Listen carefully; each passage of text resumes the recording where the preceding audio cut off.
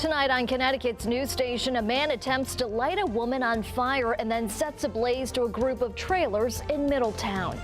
And an investigation continues in New Haven after a double shooting on Dixwell Avenue. 100 dresses and 100 smiles. One local team working hard to make sure everyone who needs one gets a special prom dress. Breaking news now on Fox 61, Connecticut's news station. We begin with breaking news out of Wethersfield. Good evening and thanks for joining us for the news at 10. I'm Carmen Chow. We are following reports of a road closure after police say a car hit a pedestrian. Fox 61's DeAndrea Turner is live on the scene with more. DeAndrea.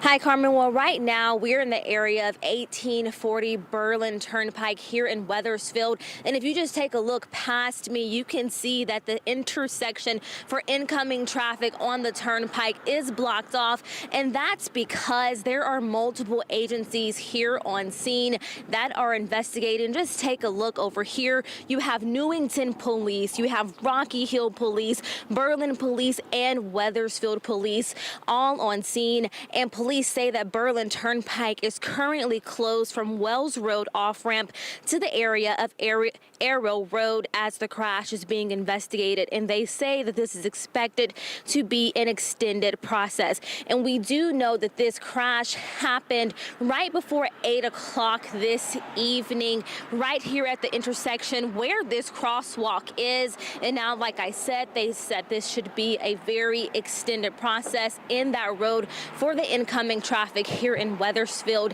is going to be closed for an extended amount of time. Right now, we do not know the condition of the woman, but we do know that she was escorted by the ambulance to the hospital. Now, this is an ongoing investigation, and as soon as we learn more, we'll update you here on air and online.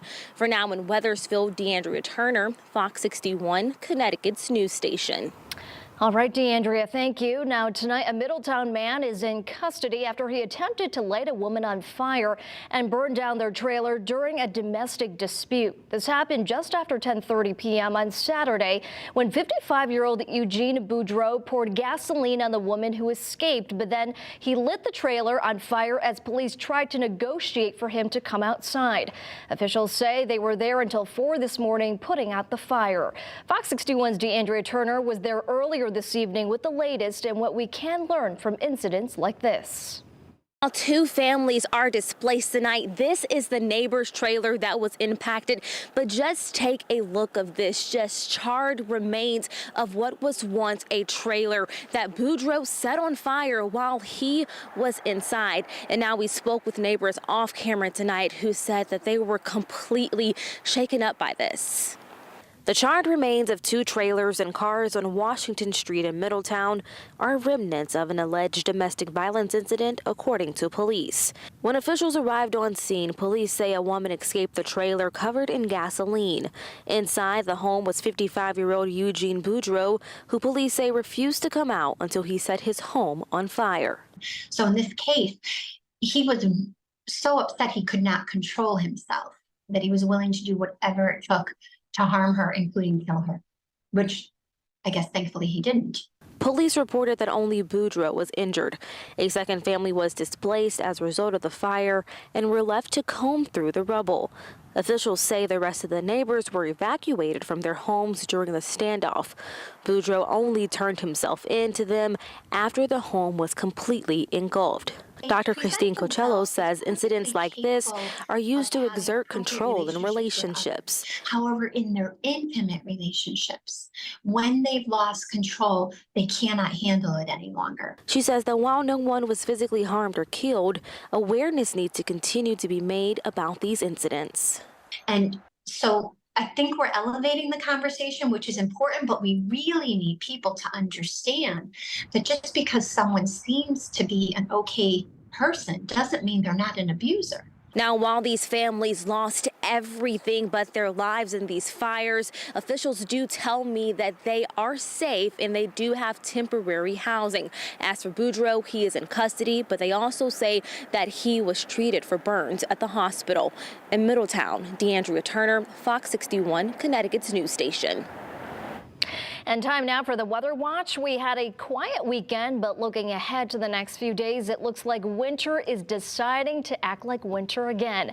Here's meteorologist Ryan Breton joining us now. Hey, Ryan. Hey, Carmen. Yeah, the next few days are going to be all about change. We have one more mild day tomorrow. Temperatures way up into the 50s to near 60. And then look at this. For once, we'll have temperatures near, if not a little bit below, the average high of 40 later this week. Tonight, a southerly wind keeping our temperatures up into the 40s. We actually have a few showers that are getting close to southeast Connecticut, so you might get a couple of drops around New London over to Stonington the next couple of hours. The rest of us will have a dry night, and then we're waiting on this front tomorrow, which could bring a couple of rain showers late in the day. But for the rest of the night, with that southerly wind, we don't cool down much. Lows will be in the 30s.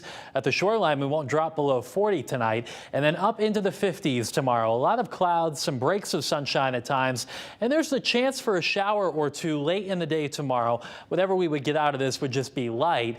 But behind this, it turns colder as we head into Tuesday. And another area of some moisture may come up for Tuesday morning.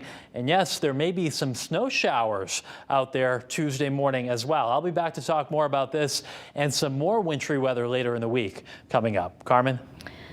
Ryan, thank you. We are learning tonight an employee at the Middletown Public School District was arrested for firearm-related charges. The school put out a statement saying the employee did not engage in these, quote, unlawful activities while at the school. The employee's identity has not been released at this time, but they have been put on administrative leave pending an investigation. And New Haven police are investigating two shootings on Dixwell Avenue. ShotSpotter was activated to 2 rounds of gunfire around 5:15 p.m. yesterday. When officers arrived on scene, they found a 20-year-old man who had been shot. He was taken to the hospital and is expected to be okay. Police were then notified of a second victim who had been shot. That 52-year-old man said he was shot outside of Matty Packy Liquor Store on Dixwell Avenue. He is also expected to be okay.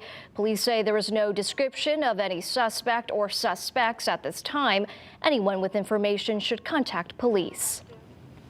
And in Rocky Hill, 2 are without a home after an early morning fire. The Rocky Hill Fire Department responding to a house on Charter Road around 5 this morning after reports of a smoke odor.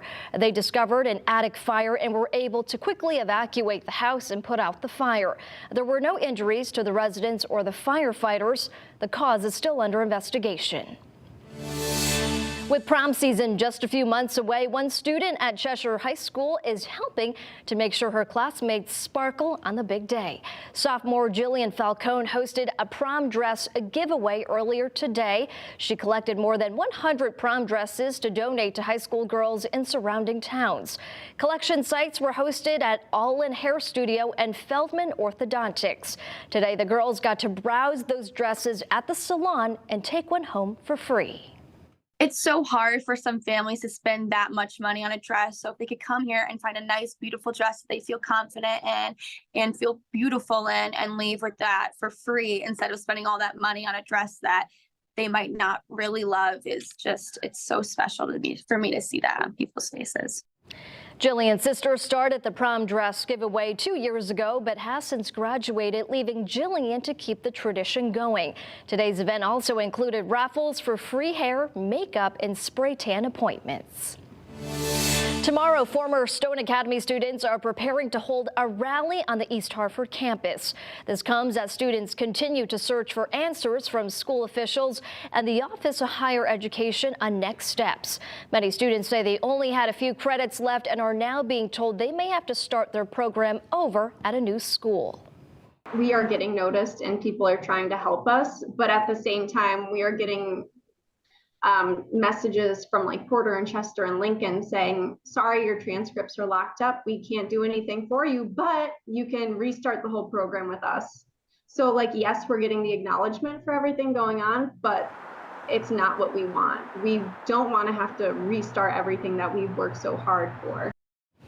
At the end of this month, the Office of Higher Education plans to hold a fair for students to highlight other educational options. The district attorney's office said earlier this week they are looking at legal options to help. Also happening tomorrow, gun safety advocates will renew their push for universal background check legislation. Senator Chris Murphy introduced the bill earlier this week to expand federal background checks to all gun sales.